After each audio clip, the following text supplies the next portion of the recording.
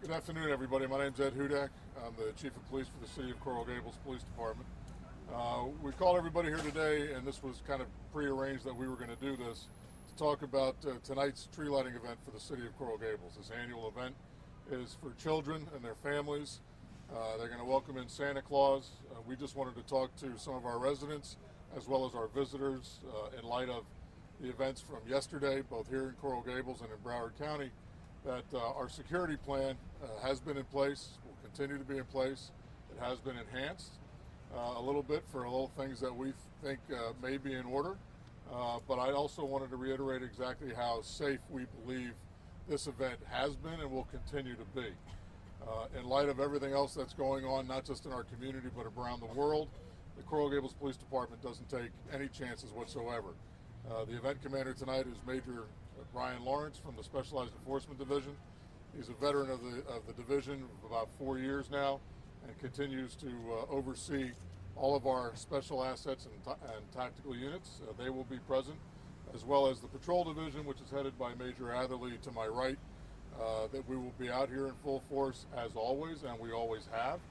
We just wanted to make sure that everybody understood that we are always prepared for the visitors and we are always prepared for the unknown. That's just what police departments are supposed to do, and we do here. So with that, if you have any questions about the event, I'm sure we'll probably segue into some other things. I'll take those at this time.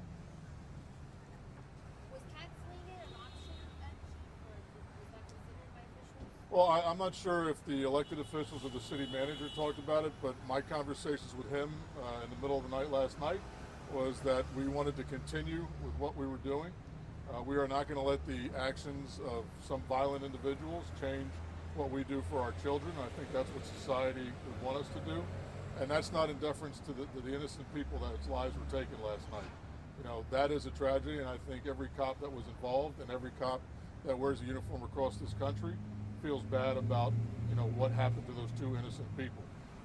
I will say that that whole incident started in our city and from the shot that was fired by the individual. Do we know now if those suspects are from frequent the area or from Coral Gables, or were they outsiders? That investigation is still going on. I know the FBI has identified the individuals. As far as their being tied to our community or not, that's all part of the investigation. And can you talk about the FBI's involvement in the investigation? We noticed yesterday they took some things out of the store. Can you give us any insight as No, to I don't know. Again, I was at the crime scene in Broward County. I know they processed that. We do have open cases as well, so our cases are running concurrent, but the FBI is the lead on all of those cases. There are no FBI assets here tonight.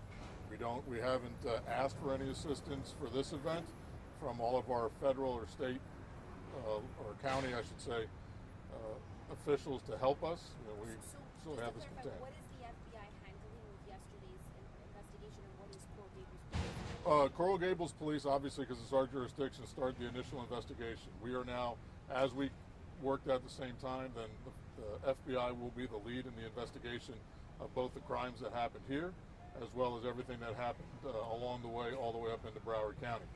The Coral Gables Police Department has 3 open cases on that, obviously, between City Hall, the jewelry store, as well as where the abduction and robbery took place. Can you confirm how the employee was hurt? We didn't have it. By the gunshot. She was shot. By the gunshot. And How is she doing? What's her status? My understanding is she is well. She is conscious, and I think she had surgery last night. Other than that, anything else from the investigation, you have to refer to the FBI. And just in terms of the shootout, though, that was the owner of the jewelry store? that's my understanding, but again, FBI has all the details on that. Once we hand that over to them, they kind of take the lead on those. Can you confirm that anything was stolen out of there? I can't confirm that. That's one you have to refer that to the FBI. Just can you explain though the jurisdiction of the FBI? It's a little bit unclear. Why is that? Well, the jurisdiction of the FBI is the entire country. Right. Those kind of crimes, they can, and we work together on that. As far as whether it's a state crime or a federal crime, the investigation, the resources that they can bring to the table. Not that it overwhelmed us, but I thought in my decision or my position as the chief here, it was best that we work alongside with them and let them take the leads. But our detectives are still actively involved working with the FBI agents. Chief, how fast did your police got there? From whom did you get the call? What As I said last night, we got it as a silent hold-up alarm. We also got a security guard stationed at City Hall at the same time. It is emergency button. There was an active shooter at City Hall. That was not the case. It was a fallout from that. All that other information is currently under investigation by the FBI. Can you give us detail on how are you going to enhance the security for this Christmas? So we have several things that we do. You know, barricading some of the areas as well. Our police presence, both in plainclothes and uniform, will be in place as well. So we are prepared for any contingent that may happen tonight, any at all. And I'm extremely confident in the ability of our officers, as well as the city. The fire department as well will be present.